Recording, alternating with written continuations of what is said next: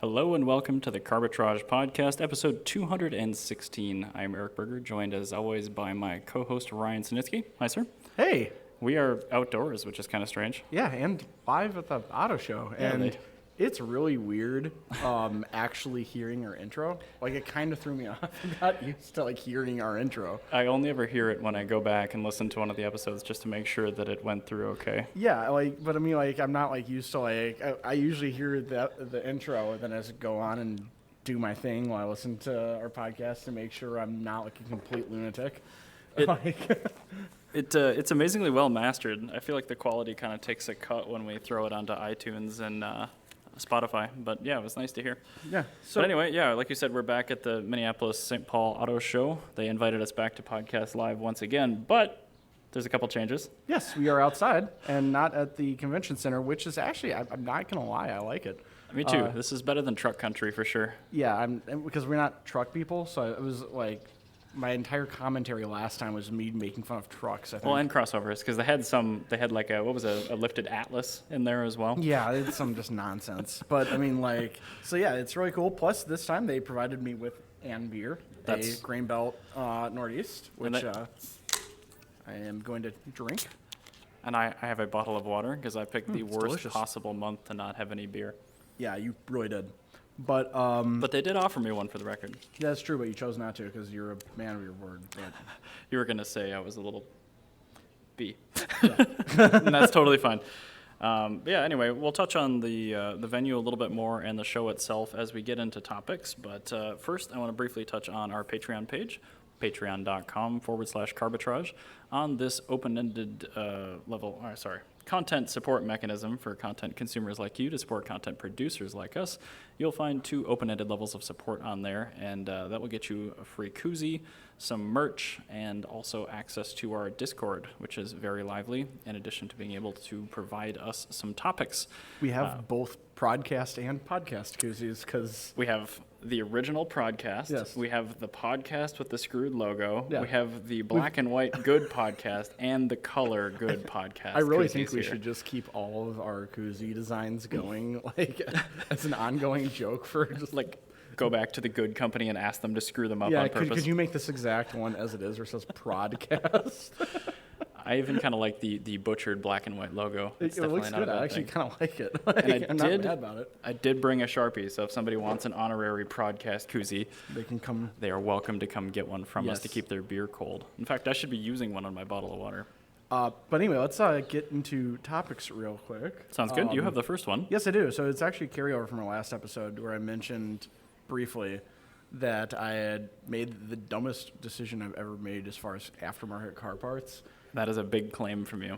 I've built some really dumb stuff, and I think I've really outdone myself here, where I chose, I found on a D-Series, or Honda Civic D-Series, Facebook group, a guy was doing a short run of individual throttle body adapter manifolds. Is this the one that used those CBR 1000 manifolds we looked at? Okay. Yeah, so he uses CBR 1000 manifolds, which is great, because it's $50 set of individual throttle bodies that are roughly the size of a D-Series intake manifold. That eBay link is still open on the other podcast computer at the studio. So I will know to buy it. I'm worried about echo. It's the bottom knob. Perfect. All right. So if we could get it further away, we could crank it up more. But if I turn it up now, we get feedback immediately. So anyway, the D-Series individual throttle body manifold, it was $400. It was actually a good deal. Did that come with provisions for idle air and all the other stuff you need for PGMFI? Yeah, he even gave me an option of how I want to have coolant fed. He's like, do you want a barb or do you want the normal plug? I'm like, I'll stick the normal plug because I'm going to do this as simply as possible. The correct answer, I believe, is AN. Yeah, there was also an AN option as well. I went with the original style just so I could get it all going without having to do anything extra weird. I gotcha. That's probably smart. Yeah, the whole point of doing that engine build is it's gonna have a bunch of aftermarket parts. Not, but I'm gonna try and make it look like it's all kind of meant to be. Okay. So I don't want to have a crazy looking individual throttle body trumpets or anything. I'm gonna keep some relatively factory looking trumpets on it. Okay. So they're not gonna be neochrome or anything. They're gonna be probably wrinkle black with a polished inside. Okay. But yeah, like all in, it's like $500 thereabouts. And like that's the including all adapter. of the shipping with the individual throttle bodies and everything. Like Now, on a D series of that vintage, would you keep PGMRFI or would you have to go with a standalone? I have to go with the standalone. And then you just well, do, actually, I don't have to. I could probably run Honda on it because now I've got. It actually has all the provisions to let you run like a factory chipped computer. Okay. So Do those do speed density or what do they use for metering? yes, they do.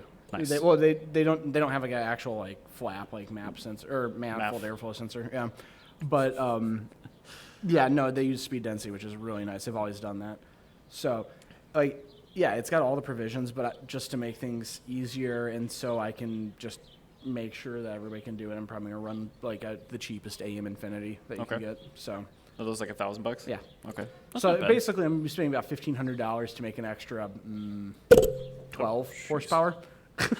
But on a D series, that's more than 10% of the total power output. exactly. And also, it's gonna the end goal with this engine. I've never wanted it to be like super fast. I wanted it to rev really high, and Sure. it does. And now it revs. Is this one of those cases where you have your cam profile and you stop making power like 2,000 RPM before you shift? No, I stopped making our power about 1,000 RPM before I shift. But that sets you up perfectly for the meat of the power band when you It upshift. also sets me up for being able to have a tachometer that goes to 10,000 RPM and be able to be able to redline onto that. So Is this a 1.5 or a 1.6? it's a 1.6. It's a Okay. 1.6. It's a D16A6, which is like a 91 Civic Si bottom end.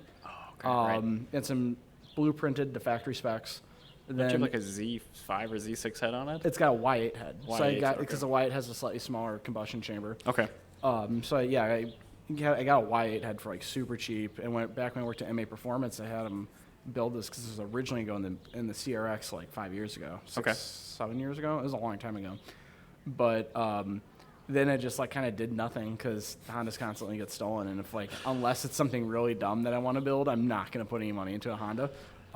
So I actually now I have something very dumb to build, so I'm going to build a dumb Honda. So I mean, it still sounds like fun, and I love the aspect of it most that uses a $60 throttle body set that's kind of a throwaway. I know, yeah, and it just utilizes that to make to be able to rev. And like the issue was like before, like it wasn't like really an issue, but something that's kind of like meh about was I was actually like would be running into issues where I'd be like really running into like airflow issues like at about 9,000 RPM. Okay. And then now that I've got individual throttle bodies, it's not a problem. No. So- I mean, even a CBR 1000 set of throttle bodies, I mean, you're not talking a massively different set of displacement characteristics between a D16 and a CBR 1000, especially when you're talking about, the pumping of literage. Oh, is that a Mustang?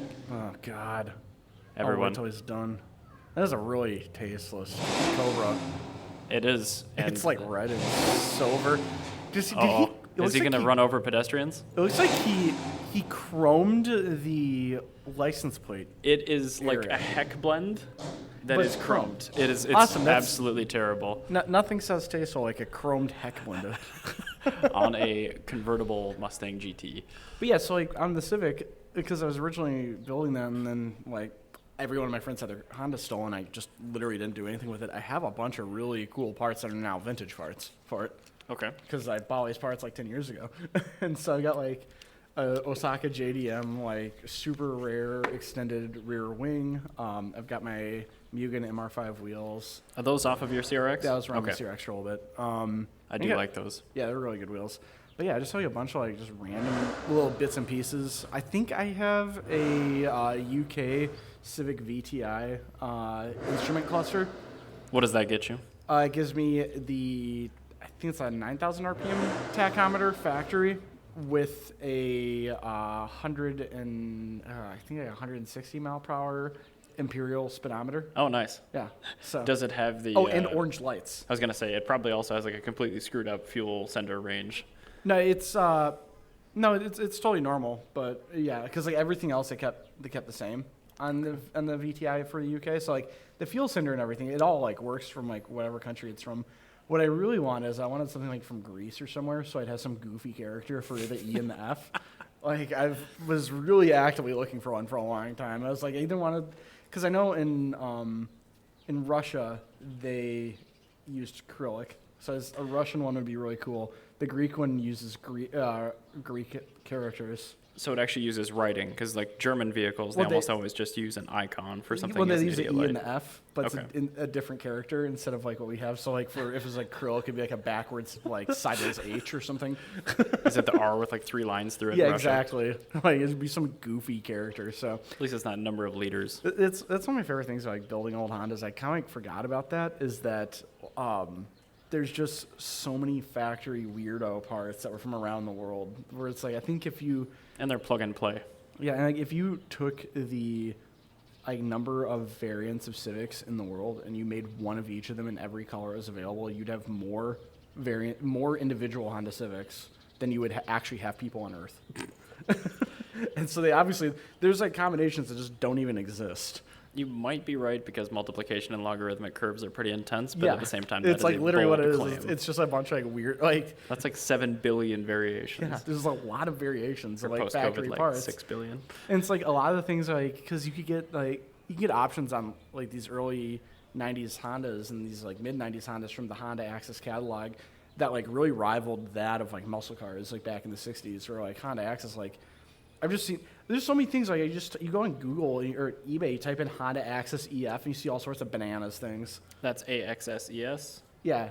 I think I've heard of that before, at least on like Gran Turismo. Yeah, that was like their like dealer optional parts. So it Okay. wasn't necessarily like TRD or something. Sorry. But be like their like just like extra weirdo parts catalog that they had. I gotcha. So I can't think of another brand that really does anything like that. Because like other brands that give TRD where you get like a supercharger for a Yaris, but like with the Honda Access you could actually get like just like totally bananas parts, or it's like you can get under tray storage for your Wagavan, and then you can get like a flare that like mounts like behind your rearview mirror or something, and just like all sorts of weird things like umbrella holders and stuff But like was that. it Honda part numbered, or was it just Yeah, like it was a all part Honda number? part numbered. Okay. Yeah, it was really wild. It's BMW kind of like how was good at that in the 80s. yeah, like they were really good about that, and it's just like it's so goofy, like just some of the things that you could get. So yeah, I really forgot about that, and that's like one of the things like, oh yeah, that's why I love Hondas. Also, that's why I'm not building Hondas ever, because I'm gonna have all these weird parts. I'll never be able to replace them if they ever get stolen. So And Which the car they will get stolen. yeah, and so if Jan is here for the next one, we'll talk about her Accord saga. Oh, we only have 2 mics, so it's going to be tougher, but at least we can recap it for the Well, audience. she's usually fairly quiet anyway, so it's like she has. True. Yeah, it's like she's talking from across the table anyway. All right, so topic number 2. This is something that actually came across our desk, I think, 3 weeks ago, but since we didn't podcast last week due to our State Fair time slot, Yeah. auto show at the State Fair time Yes. slot, the NHRA has officially released 2 performance EV categories officially. You actually added this, and I was about to add it, and I saw it was already in here because the comments were hilarious. So many boomers were just ass mad. Super angry for nothing. And there's quite a few pretty potent EV drag cars already that are kind of putting the hurt down in categories. So right now, I read through a few articles that I can find, and unfortunately, there isn't much going on yet. So there's a factory class for things like Tesla Ludicrous cars, but there's also an unlimited class, which pretty much every other EV has to run in. So Elon Musk already made the Plaid Speed to go on the Nürburgring, and Plaid Speed is a play off of Spaceballs. Correct. So was Ludicrous. Yeah, and so was Insane. yeah, so I'm just wondering that he now has Plaid Speed, so he has nothing to go off of for that. So I wonder what fandom he's gonna switch to. Oh, that's a good question. Oh What my comes god, I after hope it's Plaid? called Grayskull. That'd be great. Grayskull, like from She-Ra and He-Man. I don't know what Castle that is. Grayskull.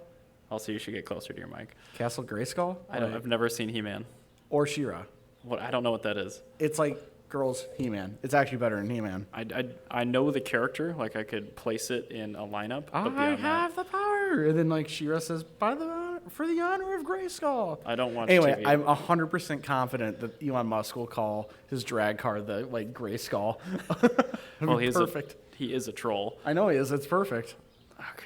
Well, either way, I'm very excited to see exactly what happens when they expand the category. Because right now, I mean, putting an unlimited car that runs 6s in the same category as one that runs 10s is not going to end up well for bracket racing or anything No, like it's gonna that. totally destroy it. So I'm guessing this year we'll have a lot of very angry electric drag owners, but next year maybe they'll expand it a little bit more. Well, I think there's another thing, going back to the people's, or the fans. Oh, no. No. Going back to the fans' response about this announcement, and everybody was just losing their minds. It just reminded me, I'm like, these people are the same people who are mad when they started using fuel injection. Yeah. They're just mad about everything forever. If it doesn't have a carburetor, I'm sure their great-grandpa was mad that they quit allowing steam cars. Like, he's still daily driving a Stanley steamer. Takes him like 8 hours to go to the corner store and back. Yeah, we can go 120 miles an hour with it, with like no brakes. That'd be perfect. You just have to heat up the boiler for 5 hours first. That's, yeah, exactly. There's things change, like, for a reason. Like, there's a reason that we don't use carburetors or everything anymore. And they don't go away. It just gives people the opportunity to have new Yeah, technology. it's like it is a didn't good kill thing. carburetor. I mean, it did in production vehicles, but like, Plus, they were going to go away eventually. I've been told that GM killed the electric car already. Do you think people were mad when they started putting pneumatic tires? Yeah, actually, I know for a fact they were mad about that, because I remember when I just like studying weird old car stuff that, people were super mad when they started putting pneumatic tires on cars. Yeah, if it's not a wood wheel, I'm not interested. Yeah, I know. With a steel rim on it? No, I want just a plug of rubber on my wood wheel. I want every bump in the road for better road feel. I want durability. Yeah, durability, yeah. Even though they crack in half the whole wheel.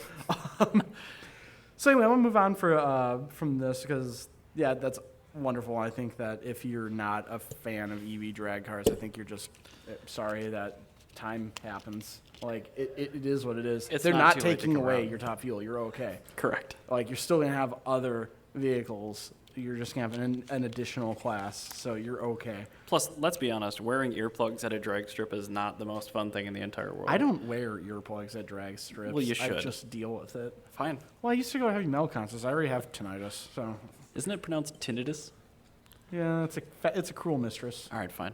But anyway, I'll move on because I want to talk about like my stone cold undervalued car lock of the century of the week. Sorry, that is a lot of words. I'm gonna need you to go ahead and elaborate. my stone cold Steve Austin. This car is going to be the car to buy. Where it's just like a car that's super undervalued, and if you want one, buy it literally right now. So it's a 2021 buy it right now. It is like a May 15th, 2021 buy it right now. Okay. It's like they're very undervalued, and there's a lot of people that are really interested in them. The FD RX7. Those have already been appreciating forever. They're really kind of like, I think that they're gonna take off because like right now I've had a lot of cars where they've very, very similar like prices but vastly different conditions. Okay. That I've seen that have been like just kind of going through various auctions, not just like Bring a Trailer, but like Cars and Bids and everybody else. I just kind of watching their value. And when you start seeing that where it's like the cheap ones start like really evening out because like the cheap ones are like Did they do automatics? Did they do non-turbos? They were all turbo. They were all manual. That's pretty cool. Yeah, well, maybe they did an automatic. I've yet to see an automatic ever. That would be so terrible. I've never seen that. I Let's could just be assume wrong. they didn't. I mean, don't think they did, but they might have. But you can't really spin a torque converter from the 90s that fast. That was kind of the problem. That's kind of And so they like I've just seen a lot of them where just like if you look at their values as well, like I actually have a link to Brand Trailer's handy dandy little graph that they make. Okay. But if you see, it's like they're all kind of like sitting there. And if you look at the bottom of the graph, it's coming up. That and looks like top hasn't moved yet. The Fulvia curve or the Jaguar. Yeah, exactly. Where the cheap ones, like the cheap ones aren't coming through anymore. And if you start looking like what the cheap ones are, what is like the median price, transaction price of an FD? Like $30,000. That's about medium. So that still seems like they must have appreciated to $30,000 like 10 years ago and just stayed there. Kind of. That's what they did. Like they were the first to like they appreciated before the Supra and the NSX, and they've just not done anything since. I think that they're doing kind of the Jaguar thing where it's just like where they just like they're all sitting there, and now like all you need is just the right couple of cars to like really send them through the roof. Sure. And then once you start seeing like if you start seeing like a later model American one that's in really good condition and like the right color, like in yellow or something, that will just send it skyrocketing. What's so important about the American specification? I was on just the saying, FD? like, just something like where you don't see them as often. I mean, the American one's probably the most attainable. That's the one that people know. When you start getting to the Japanese market cars, then it's kind of like a whole wild land of like different quality and stuff. I mean, yeah, and obviously like the like Spirit R1 or whatever it is from like 2001, like those are already bananas. They were going to continue to be bananas. That's like basing the value of the car off like basing R34's value off of like a R34 GTR NER. Okay. Versus a normal one. I got you. So it's like, what I'm saying is like once you start seeing, if you see like a really like a normal American one that's in just like perfect condition, I think that with the right photo set, with full records, with a really clean Carfax and no issues on its history, kind of like the first $100,000 Supra, where it's just like a perfect example of a Supra. Once you see that, I think you're gonna see it go for like $70,000. But you don't want to be on the buying end of that. You want to buy that You car wanna buy with now. no records. You really want to buy it right now. Well, even then, like, Are they worried because of rotary things? Is that why they haven't appreciated yet? I mean, obviously they got a bump from the Fast and the Furious. I think that's part of it. Because like FCs, we talked about that a couple weeks ago, and they just Yeah. are stagnated. They're super cheap. Yeah, they're really great buys, but I think the FD is because that's the one that's like the most sought after, and it's Well, it's a arguably much better car. It's also arguably one of the most beautiful cars of the 1990s. So It had a lot of tech too. yeah, it had a Sequential ton of turbos and all that other Wait, stuff. have you ever seen the stereo, the Bose Acoustic Sound stereo? It this like Acoustic Wave stereo. It had like a tiny subwoofer in the back, and it went through these like wavy little plastic tubes all the way around the trunk area and then up into the back seats. They're pretty cool looking. That sounds a lot like their Acoustimass subwoofer that you got with those little cube systems in the 90s. It was very similar to that, yeah. like 30 meters of tubing inside of a 1 square foot box. It's kind of what it was like, yeah. But yeah, so I think if you find one that's like low miles, American, good mileage. I mean, even if you're on the buying end, like I think buying that car now, you have a safe bet to make much more money, like coming down the road. But if you buy that, should you buy a $70,000 one with full records, or should you buy one that's got less of a service history but still in excellent condition for half that? What are you using it for? Like if you're using it as a collector, yes. But if you're going to use it to enjoy it, then buy the cheaper one. Because you can always get a cheaper one that's been rebuilt and has like a rebuild. Most of them are going to have rebuilt engines because it's just Well, kind I of would something hope to so. do. In fact, that's something I'd probably look for if I bought one. I think it'd be if there's one that's an original engine, super low miles that hasn't needed a rebuild and has good compression ratio like test like that's recorded, then you might actually like that'd be probably the one that would hit 70,000 over the rebuilt engine. I've actually never seen anyone compression test a rotary before. They have I like a wonder whole what that's special like. machine that does it. Yeah. What's like an average cylinder pressure for one of those? Well, I think it's like 100 to 120 is Okay, so a little lower than a piston equivalent. little lower than the piston equivalent, but like you're also getting 3 compression strokes per rotation. So Well, yeah, it's a Yeah. 3-stroke engine technically. In fact, we're going to talk about that a little bit later. they actually, they test each face on it. So instead of having like you have your like 1 per cylinder, you have 3 per cylinder. Right, It's because really they're testing weird. the respective like adjacent seals. Exactly. Yeah. So yeah, it's really weird watching them. But yeah, I think if you really want like a really good come up, like if you're thinking about buying an RX7, like a FD, you do it now. Don't do it tomorrow because you're really on like the brink of not being able to afford one. Okay. So I think that if you want a 300ZX twin turbo or A Z32? a Z32 They're or a gone. 3000 GT VR4, you're probably safe for a little bit. Oh, really? I thought they I were would already still kinda buy gone. an R34. Or I would still buy a 3000 GT VR4 in good condition. A Spider, I would. I would buy any of the VR4s in good condition right now because those will go up eventually. But like right now, it's like buying a 3000 GT is like buying Dogecoin at 3 cents right now. Good God, man. Like you're gonna like Your analogy's bad, and you should feel bad. no. I mean buying Dogecoin at 3 cents. I'm still. I turned $150 into 2,000. I'm still sitting there. I lost like $800 in the last week, but I still have a long-term hold for a collector vehicle. Well, is I'm just something saying I would like. do for an Well, I'm just saying altcoin. like where you are as far as the value goes, because like Dogecoin's never gonna. You're be at the 3 beginning cents edge of the ever again. curve. Yeah, you're at the very beginning of the curve. Whereas the RX-7, you're like about like the 20 cent mark on that curve. And I think that it's like you're at the 20-cent mark before it flies up to 70 cents. So buy them all now, because let's be honest, the FD RX7, the Z32, so the 90 to 99 300ZX twin turbo, and the 3000 GT VR4 are the most maintenance-intensive versions of those competitors from the 90s. So they're the last ones to appreciate. They are. Pick them up. Yeah, pick them up. I mean, you're going to enjoy them. And the FD is definitely the prettiest of the bunch. I am inclined to agree with you. Anyway, I'm going to paradigm shift from 90s rotary cars into electric hybrid systems. That's fair.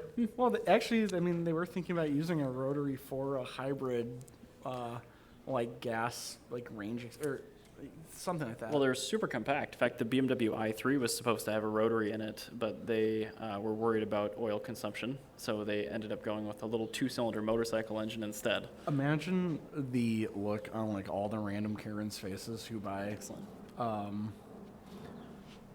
Imagine the look on all the random Karens' faces who would buy like a BMW i3 with the gas engine range extender, and then finding out it's a rotary and have to do all this weird rotary maintenance. So that'd just be like the wildest thing to me. I'm sorry, guys. I'm a little distracted right now. But doing, yeah, so it makes sense that I would put in just a conventional like piston engine. But yeah, so that would be probably a bad idea. However, I think Mazda, they could get away with it because Mazda's like, know what a rotary is if you're buying a Mazda. There's that, and yeah, you have that name synonymous with it. I mean, you go back to the 60s, and you get the late 60s with the Cosmo. Well, yeah, I mean, Mazda's the only company that was able to take the rotary and actually not go out of business because of it, even though they got really close as well to going out of business. They did. I mean, it was like the Avon time, especially with the Renesys, the RX-8 engine. That thing was not nearly... Such a bad engine in every How did way. they go back in time so much? Because it's noticeably worse than even like the FB engine. They had to, literally because of emissions. It was entirely based off emissions. That's why it's never turbocharged or anything. And I'm going to actually stop there because the next episode we're going to talk about these engines, so I'm going to get into hybrid systems. Yeah. So I want to start with the different types. This is a Patreon topic, by the way. I elected to take one of these out today just because they're usually a little bit more in-depth, and I figured this was a better venue for that. But you think of hybrid, and you probably think of what? A Prius? Yeah. You think of an Insight? Yeah. Well, actually, I like the Insight. Well, the Actually, first-gen I'm not Insight. going to lie. A first-gen Prius is kind of a cool car. It is. Let's say like the Oh, yeah, first... car brings joy to me. Like when I say it's a cool car, it's not fun to drive. But when I see it, I get a little happy. It brings me joy, so it's a cool car. Have you driven a first-gen Prius? I guess not, It's an Echo, so it might actually be fun. but it doesn't have a manual. That's true. At least the first-gen Insight was a Actually, stick. there were the Toyota Aqua, which is the Prius C in America. Mm-hmm. I think that's like the best-selling car in Indonesia, if I'm not mistaken. But they actually had a one-make race series in Japan for those, and there's like a ton of aftermarket support for them. Like they make like suspension stuff and exhaust and I everything. feel like it would just overheat.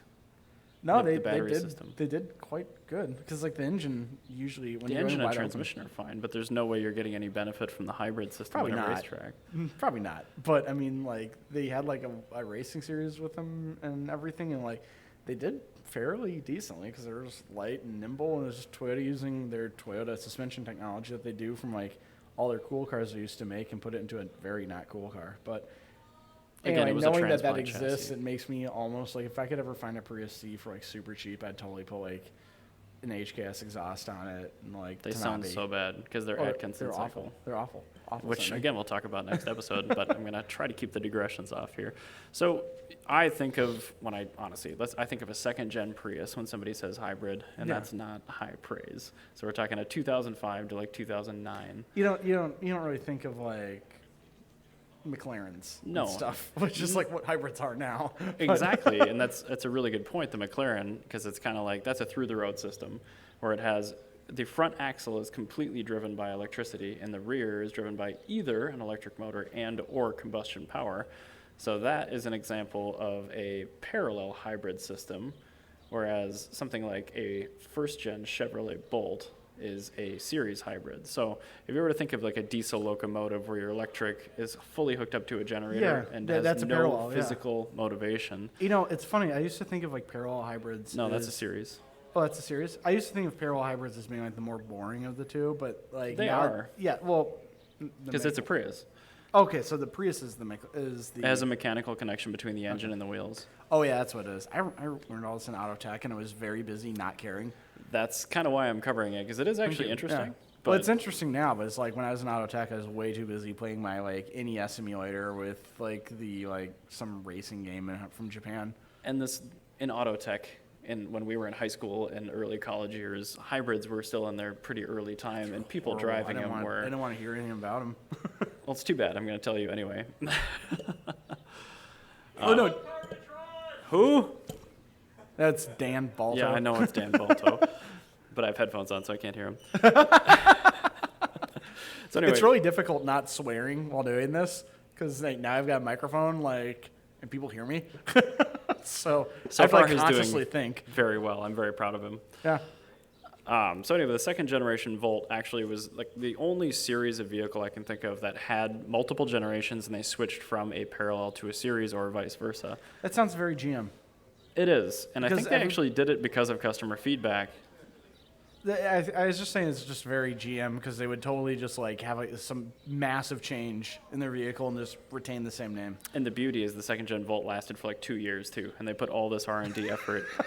Nobody bought it. Because the first gen was actually a series hybrid, so it was built on a Chevrolet Cruze platform. So it had a 4-cylinder engine mounted transversely in the front to a transaxle. You look under the hood and you're like, oh yeah, that's got to be a parallel. It's got to have a direct connection. But it turns out that thing actually has 2 planetary reduction drives in it, and it has a generator and a motor in it, but they are not directly connected mechanically. Whereas in the second gen Volt, there is a third clutch that lets you connect the engine straight to the wheels for highway fuel economy. That's so weird. So That's got to be the weirdest looking transmission. great on the inside. idea, because it gives you much better highway fuel economy. But at the same time, it's kind of compromised because A, it's more complex, B, it's heavier, and C, it's way more expensive. Yeah. So why they did that, especially for a vehicle they kind of knew they were going to mercy kill, is kind of beyond me. But Well, I assume that they'd have another bailout. So they were probably counting on it, and it just never I wonder happened. if there's like some stipulation in the bailout where it's like you have to make 2 generations of this kind of crap.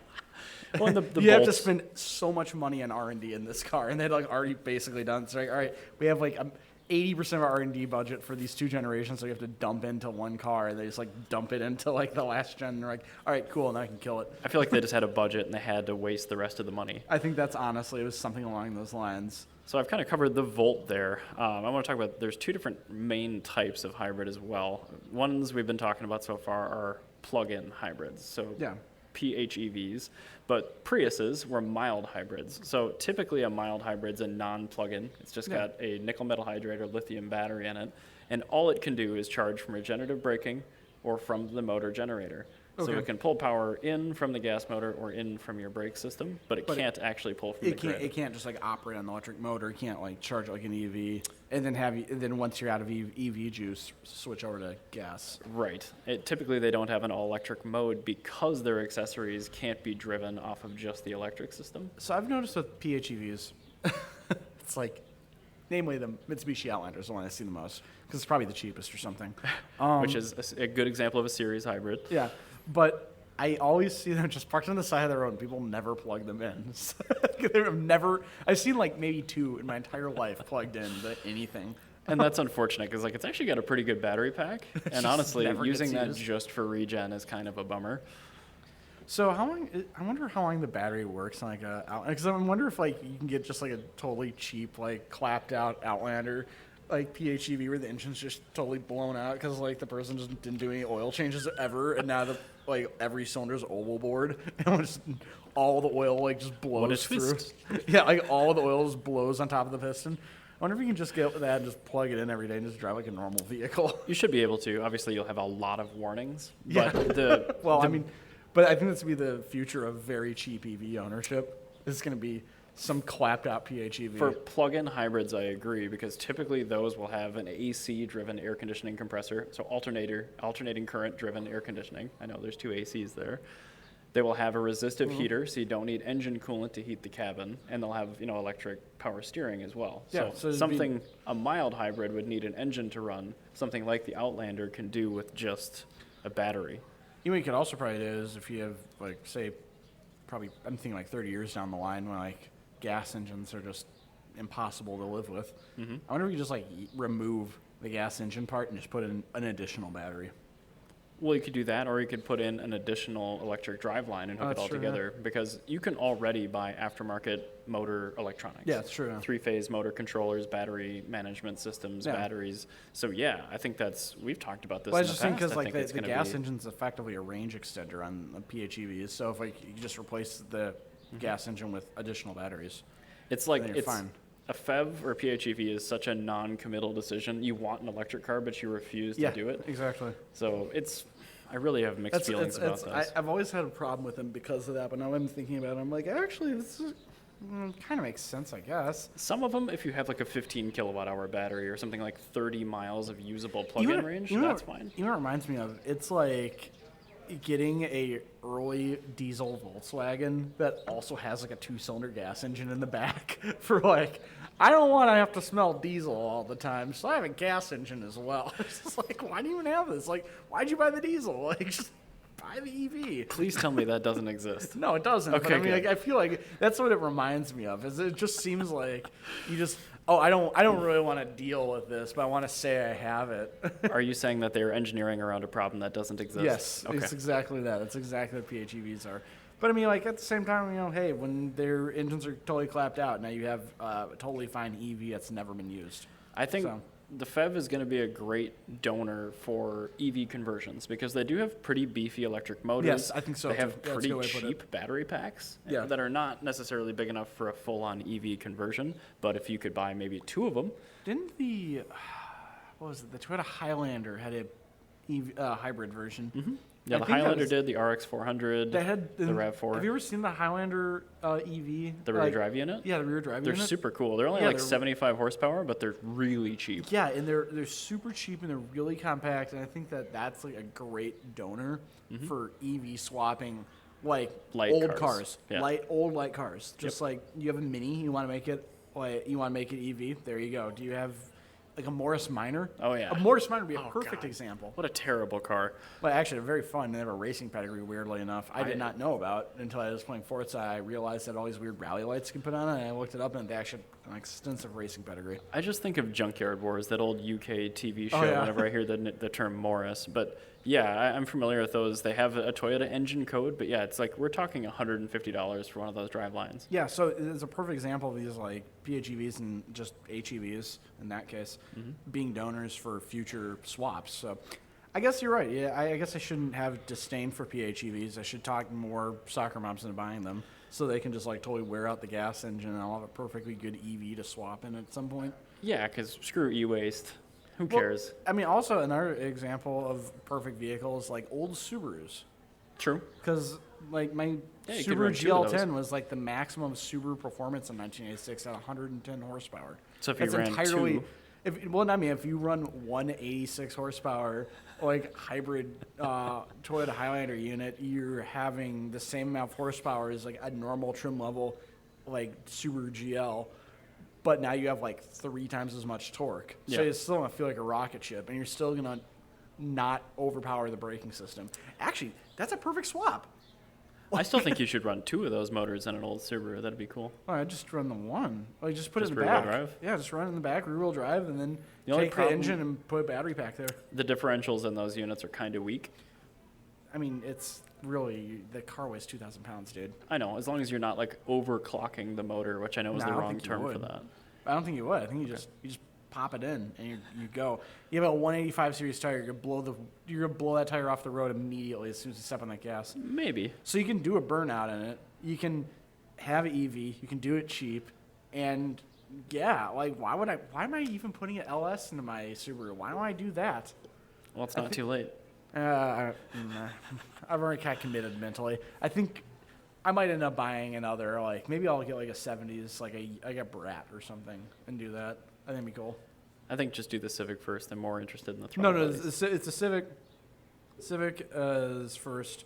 Then I have the Cressida, which really just needs the torque converter realigned. Then it's Subaru. And then, so Subaru's probably going to happen this winter or next spring. Fair enough. At least you have space to work on it now. Yes, I do. I'm very excited for that. So, all right. So we're moving on from plug-in and hybrid electric vehicles to actual Is that all of them? Or so, okay, so the through road, what's this last part? Through the road hybrid. So that is we were just talking about that with the RX400, with the Outlander, the Pacifica. Okay, so the ones where you just throw that on. It's a series hybrid where the electric motivation comes from a completely different axle from the combustion. So, speaking of through road hybrids, the Lexus GS, they had a V8 hybrid. Yeah. Which is super weird. I thought it was a 2GRFE that they had like the 4 or 500 badge on with a hybrid system. No, it was a V8. It was their smaller V8. Okay. And they had a hybrid for like a little bit. So remember when Ben from Japanese Nostalgia Car was buying his car, he had his hybrid system that he was doing, or he was trying to like find one that didn't have the hybrid system. And they actually had like, you could order it, like not like Copo, but like you could like actually order it from Lexus. Okay. And they had like, I think Harry had like a 5-liter or they had like the V8 out of like the Land Cruiser or something that was available in them. So it's even more power. It's really, really cool. And they got like, it was a 1 of 100 car because it came in this like also special order white. I remember those because they were advertised as the hybrids that weren't for efficiency. They were for power. But yeah, these ones, you could only get in dealership the V8 with the hybrid engine, but you could order it with a larger V8, no hybrid, but you'd have to order it. They wouldn't it wasn't normal dealer stock. But anyway, Ben was able to find one of those, and unfortunately the car got destroyed and got T-boned. But it was one of the weirdest things. Like I had never even heard of it, and I can't remember what it was called. It was like a 480 or something. Well, I think there were 460s and like a 500 because I think they're two current V8. The NAs this are is like 460s. this is in like 2011, I think 2009. Even like around still, that era. we're talking like the first year of that style GS, though, Yeah. right? Yeah, I think that was a 5-liter. I can't as an remember. option. I'll have to ask him next time I see him. It's the ISF engine. So, speaking of Toyota, actually, what do you think Toyota's equivalent is to like an E30 M3 for like a $40,000 collector car? I would say the 90 Celica All-Track. You're not right at all. Yeah, yes I am. No, you're not. Yes.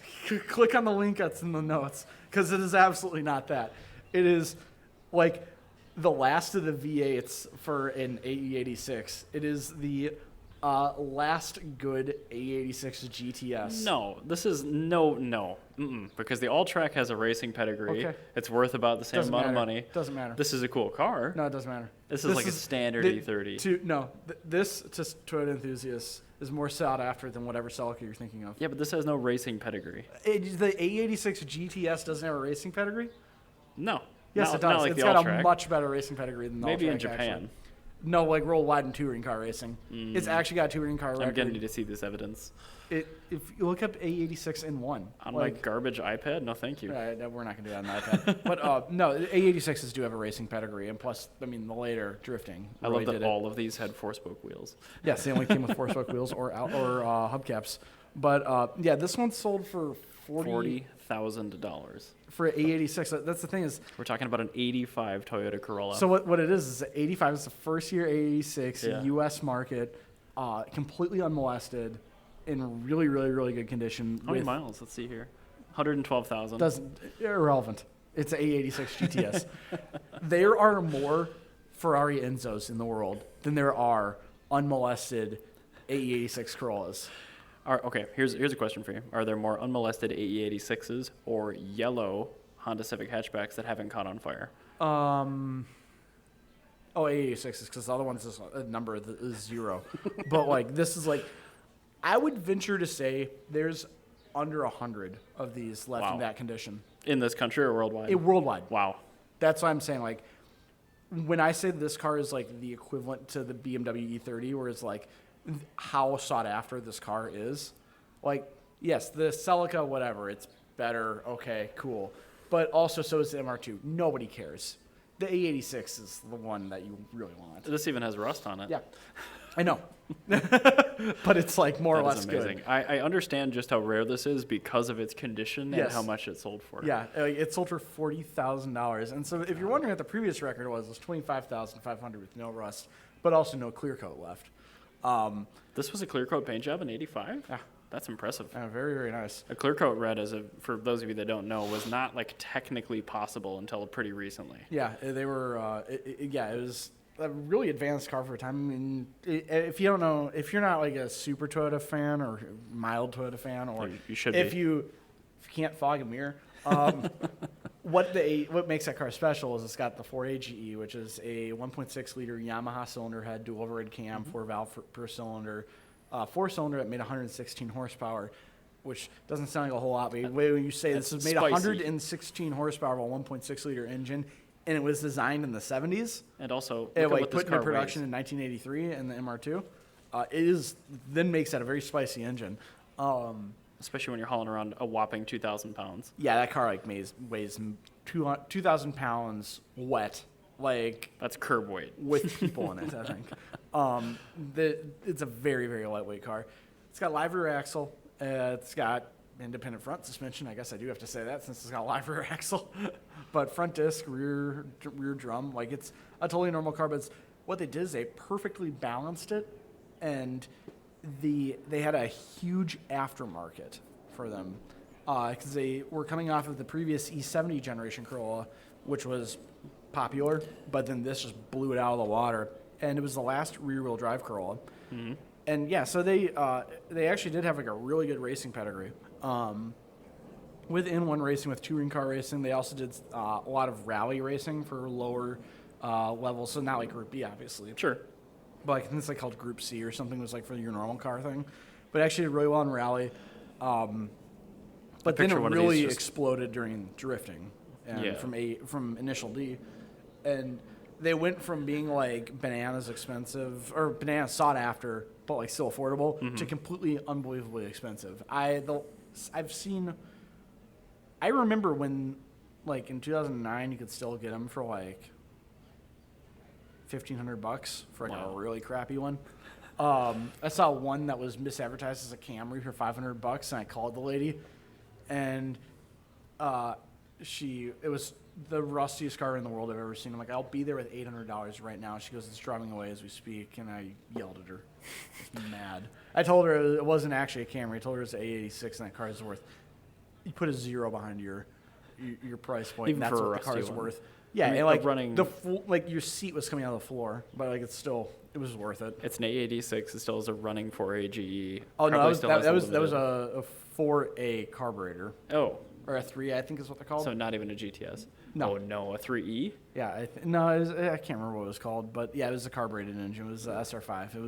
It was automatic. It was bad, but it was well worth $5,000 by comparison. And That's disgusting. That's another example of like the bottom of that car was very close to what the top was. Sure. And so to get a good one, now everybody's gonna have to fight over it. So this is an 80s G Wagon.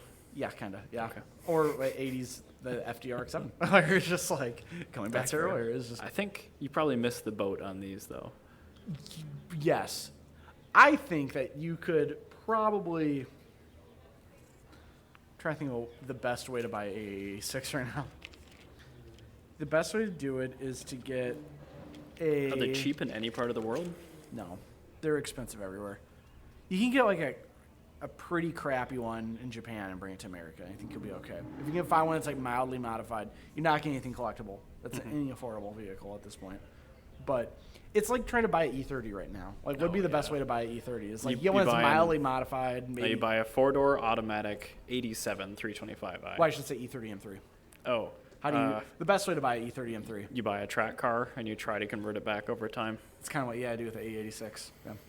Yeah, I do that, and then you go to like, what country is our E30 M3 most abundant in? Here, the United States. So it'd be like buying one here if you lived in Japan, but like they're more abundant in Japan, the E86. So you'd probably want to buy a Japanese market one. Get what you can get. Are they more or less valuable as right-hand drive cars? I know Japan isn't, but in America they're worth a little bit less just because they're known to be a little bit more common and a lot more sketchy. Okay. Yeah. So get a right-hand drive one. Yeah, just get a right-hand drive one. I think you'll have a cooler car and it'll be a little bit cheaper. But like, I'm not saying like it's ever going to be like really affordable. But like, where you'd be paying like $35,000 for an American car, you could probably get away with like 20, 25, or man, 25, 27,000 probably. That's reasonable if the car's in nice shape. Yeah, like, and it's not going to be like great. It's not going to be like Concours. We're talking like driver quality, definitely driver quality. Mm-hmm. But when I say a nice driver quality car, I'm saying like you have your interior panels. They're all there. You have all your body panels in a similar color. Like So we're not talking the frame paint rails original. are not structurally deficient. It probably has been crashed several times. Well, that's fine as long as But it hasn't been on fire. It more or less looks like a car. Sure. Like that's what I'm talking about for like one that's functional. You You can can go- drive it and you can experience why people like A86s. And you can take it to a car show, exactly, which is what you want to do. you can be able to drive it and people go, wow, it's a cool A86. Like that's what you can do with like a $27,000 A86. Sure. So, but yeah, that is a car where you've missed the boat. So if you are at all into done, man. RX7s, don't be like A86 world where you're now having to like fight for scraps because good ones are $40,000 for a 35-year-old Corolla. And like that's a really nice one, but by like modern collector car standards, that thing's in terrible condition. If that was a Jaguar, nobody'd touch on the 10-foot pole. But like it's A86. Also, you can fix it with a hammer. Like True. nobody cares. Yeah, that rusty area wouldn't have been a big deal. No, it would have been fine. And the car's boxy, so it's not like you have to like custom made. The custom made panels aren't difficult. You Well, just And it's a 4A with a live axle and a manual. Like It's there's a- nothing to go wrong and a there. limited slip differential. I Actually, did see that. Yes, it had a limited slip differential, which is like amazing. I'm sure that's working properly. It actually might be because they were mechanical, but they were, they were all removed. Every Why? one of them. Every single one went to a different A86 that didn't have one. Oh. Well, I'd probably say there's more A86 GTS limited slip differentials in every other car in the world than there are functional A86s left. that's kind of sad. Yeah, that's what I think. So there's your ending on that note. I was going to say, we'll end on the car alarm for episode number 1. I think that's coming from the Car Queens booth. Wonderful. Well, hey, come to the auto show. Yep, we'll see you guys here you live. might be able to get a beer. We might be able to hook you up with that. Otherwise, if you're with us on Twitch, keep right on watching, and we will start with episode 217 in just a couple of minutes. I'm getting